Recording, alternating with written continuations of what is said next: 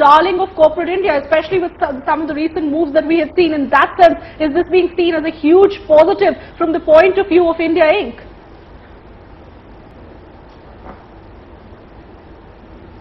Vivek. Oh, sorry, there was a sound glitch there. Can you hear me, Shweta? Yes, I can. Go ahead, Vivek. Okay. Now, the point I wanted to make, just one sort of last thought. I know you left telecoms behind, but there's always going to be this sort of back and forth tussle between raising revenue and feeding the industry, which of course we know drives GDP in many other ways. So let's not quibble over it. They have to take a call, and he took, I think, a reasonable call given the circumstances. But on your broader point, I think I certainly agree with Sanjeev. We can't wait this poor man with so many expectations at this juncture. He's got a very narrow window in which he can act. Realistically, he's got about a year, because the next union budget will be the last one before the next election. So let's not overweight him with too many expectations, too many aspirations and hopes. He's got to move on the fiscal deficit. I mean, the fisc is the crux.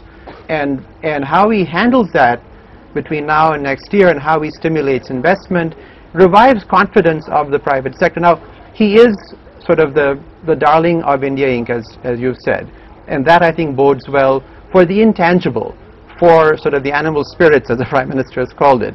So I think all told, I mean, the early signs, we're really on day 1 or day 2, are good, but let's not sort of overdo it. Let's be optimistic, but cautiously so, I'd say. Okay, now my question to Mr. Piyush Goyal is, will the opposition allow him to function? Will the opposition give him that much needed support? Well, we'll discuss that after first his coalition partners give him support to be able to pass something in the cabinet. Since we get nobody from the allies to come on the show, I have to ask you that question. I'll explain how I look at it. Right. At the outset, I don't think it's a difficult or it's a lost cause. Right. I think Mr. Chidambaram, if he gets down to business, if he addresses some structural issues in the economy, we can see a turnaround, and we can see a very rapid turnaround. I, for one, am an optimist. Right. Having said that, if you look back, all this talk of dream budget and a darling of the corporate India, I beg to disagree. Look at the context in which he became finance minister in 2004. He came in at the back of a current account surplus. He came in at the back of an 8.3% growth in 2003-04. He came in at the back of agriculture, services, manufacturing, all growing very well. He came in at the back of a low fiscal deficit under 4%. He had all the things going well for him. Unfortunately, if you look at UPA 1's tenure, which is touted as a great period of 4 years of uninterrupted growth, I beg to disagree. I believe they did nothing in 4 years. Well, he also had a good budget in 97 and 98. There was... So yeah, his earlier stint that we talked Well, about. I'm talking of the UPA 1 right now. And if you see in those 4 years, we didn't see any reform on the left or their erstwhile partners, whatever the reason. We saw no reform. They enjoyed the fruits of the structural improvement and a solid economy that they got in inheritance. And you know, economies are not broken or made in 1 or 2 years. It takes years to build it up, which we did for 6 years. We left them a great legacy. In the first 4 years, I think they didn't do anything of significance. However, I still have confidence that given the circumstances and the challenges before the country, if they start taking decisions in right earnest, if they engage with their coalition partners who are already complaining to no end, and with us who are willing to cooperate, but there's no I'm effort. very heartened to see that you're saying that the opposition is willing to cooperate. All that you need is for them to actually make that effort and reach out to listen to us. Maybe there are a few viewpoints where I may have a point that merit attention. I'm not an anti-national. I also think in national interest. And there were many suggestions that Pradabda used to privately acknowledge that yes, we should look at this. But unfortunately, then he went in for a higher position. I just can't resist it. But by Piyush's logic, then we shouldn't ever blame Mr. Pranab Mukherjee for anything, because like Chidambaram sowed the benefit of what they reaped, maybe Mr. Pranab Mukherjee was reaping what Chidambaram. Probably. So I really don't believe that. I really don't believe that. I'm just taking your logic one step further. I don't believe it for one bit, because I really think Chidambaram is a doer. But the big thing is, tell me what he did in 4 years. No, but the big thing really is that, like you only said earlier on, while you are an optimist, one also has to realize the context in which Mr. Chidambaram is coming. The election is in 2014. We don't know whether it will be actually advanced, so whether it will be in 2013. It's such a narrow window. And when you talk about Chidambaram, you have to actually think of this government in totality. A or B finance minister won't be able to do anything. What's the approach of this government going to be in the next few months or next few quarters? And that's the big picture. There are so many low-hanging fruits. Look at disinvestment. That's my point. How they buggered up the ONGC disinvestment. Look at where the markets are, and where the disinvestment is something that we have an appetite for. Right now, Mr. Sumant Sinha, I know, Vivek, I will come to you in just a bit. Let me quickly ask Mr. Sumant Sinha if there are enough low-hanging fruit, as Mr. Piyush Goyal is talking about, for him to really cash in on right now. And in fact, I had interviewed Mr. K.V. Kamath, who actually said, you know what, forget about those big-ticket reforms. We don't want them. Just give us policy clarity. Just move ahead with getting things done, and that's all that we're asking for. Forget those reforms that create all the political opposition, including the BJP, saying, you know what, we're not interested. We don't want to go ahead with FDI and multi-brand retail. We don't want you to go ahead with some of those big reforms. Only one thing. Why do you always take the contentious issues? There are 95 things to do. Yes, who has stopped them from giving coal? Who has stopped them from extracting oil? Does he have 95 things to do, which are not controversial? No. Yeah, look, I think that, frankly speaking, we keep focusing on these big-ticket reforms. The fact of the matter is the government is stalled along a wide swathe of areas. I think clearing projects, environmental issues, forest clearances, land acquisition bill, what's going to happen on pension reforms going forward, pushing the whole issue of GST along with the opposition. There are many things that can actually get done by the government, which is day-to-day administrative stuff. And those are the areas in which if Mr. Chidambaram can just get a move on and get his fellow ministries along with him to start pushing things through, I think a lot will actually get accomplished just by that, because even a number of those areas, things have just got stalled. Now, having said that, unfortunately, I think that beyond that, the government has to do a little bit more than that, because unless you get the macroeconomic picture right at some point, all these low-hanging fruit will also get themselves out of the picture very soon. So you have to address high interest rates, you have to address high inflation, you have to address the fact that there's a current account deficit problem, and you can't unfortunately address things like the fiscal deficit unless you correct the expenditure side. And the only way you're going to correct the expenditure side, because that's what you can do in the short term, is by decreasing subsidies. You can decrease subsidies really by improving things like diesel prices and so on, which by the way will have their own impact on things like telecom costs as well. But those are the things that actually need to ultimately get done, because industry is coping with a 13% interest rate, which is at this point, and having been there for some time, is becoming very difficult to deal with. So I think there are fundamental, while there are low-hanging fruit that of course need to be addressed, I think over and above that, if the macroeconomic doesn't start getting addressed soon, another 2-3 years of this drift will be in a real soup where I tell you, we will no longer be at 5-6% growth.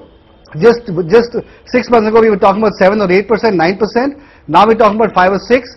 2 years later, 6 months later, we'll be talking about things like 3 or 4% growth and reverting back and looking back at the 2000s as being a period of time which was actually an aberration in our growth history, rather than actually being a sort of a more sustainable trajectory that we were moving on to. So I think there's a real danger of that happening. So somebody needs to take the macroeconomic situation by the scruff of its neck and solve it sooner than later. Otherwise, there's no way that we're going to get out of this jam in a hurry. All right, and clearly what he's inheriting, as Sumant is telling us, doesn't look pretty at all. Vivek, go ahead, make your point before I take a break. Vivek, over to you. Sure. No, just a couple of quick things, Shweta. One, I mean, someone was saying that he isn't the darling of India Inc. that I think a few of us thought he might be. Now, it's all relative. I mean, would they have liked Jairam in place of our actual finance minister? So the point is, compared to what the alternatives might have been in the current sort of deck of cards in the Union cabinet, he's not a bad choice. He's someone who's known. He's someone the India Inc. I think respects and likes. And a second point, that he's really got to move. I agree that he can't going to do sort of major structural reform, deep second generation reform in the year and a half he has. So he's got to stem the fiscal rot. because all of our other crises, the weak rupee, weak foreign investment, high inflation, high interest rates, all in some sense stem from this fiscal overhang. So he's got to move on that, and I think that'll be the test of how well he handles that in the next 6 months to a year. Of how we'll see a real test ahead for Mr. Chidambaram. Clearly, all of us seem to agree that he is the best man for the job. But can he deliver or not, given the political compulsion, given the fact that the macroeconomic indicators are not looking good? That discussion continues after the break. Don't go away.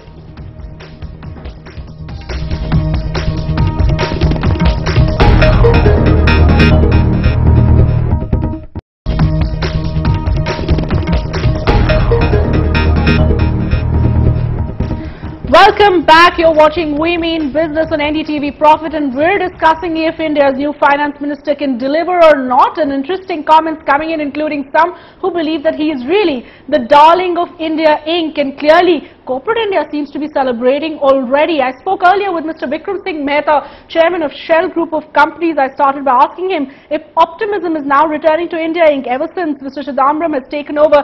Mr. Mehta, do you believe that things will turn around? Do you share that optimism that he can revive the economy quickly?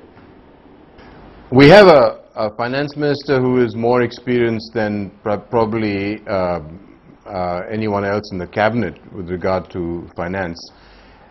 He's a person who understands the gravity of the economic and financial situation in the country. He recognizes the need to address issues like petroleum product prices, the matter relating to GST, direct taxes. So clearly at one level all of us are indeed optimistic. At another level he is a part of a coalition government, and the politics of economic management have been to some extent stymied because of the difficulties in mustering a political mandate. So the challenge for him has to be to somehow steer a course that manages the economic and financial situation in the country, and at the same time establishes a political support base within his own government. So we are optimistic, but the challenges remain. Clearly plenty of challenges, and those structural challenges cannot be resolved quickly, especially because the political landscape remains the same, which may actually make those reforms very difficult. But Mr. Mehta, are you still hopeful that despite so many challenges, Mr. Chidambaram will deliver? Well, as I say, I'm hopeful because he is someone who understands the need to move fast. The crisis that we faced last week when the northern and eastern grid collapsed is a crisis not so much because of the overdrawing of power by the states. It's a crisis because there's been procrastination regards necessary policy changes to address the structural malaise in the power sector. Now, if one was to take that as an example and look forward, we have to accept that there are some structural issues confronting this economy, and we don't have the time anymore to procrastinate. The petroleum sector is a classic example. I mean, the oil companies are losing money hand over fist, and clearly if something is not done to address that issue, they may have to default on their payment obligations. There could be disruptions in supply, and we might find a crisis not dissimilar from the one that we faced last week. So let's be clear. I think the big ticket reform items or small ticket reform items are all issues that have been on the agenda for a long time. The gravity, the seriousness of the need to reform is recognized by everyone. And I believe that Mr. Chidambaram is going to make a determined effort to push these reforms through in the short term. He's not going to wait, I don't think, for for months and so on. He will actually move this whole agenda program forward. So yes, I am optimistic.